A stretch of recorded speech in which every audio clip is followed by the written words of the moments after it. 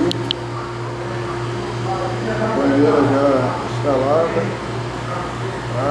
Agora nós estamos aqui em fase de teste, mas já está aprovado. Não tem vazamento, tudo funcionando. Aqui nós temos o acionador, Aquaplast, que é dali que parte todo o comando. Aqui temos o dispositivo de proteção, de segurança, comando de proteção, aqui o DR e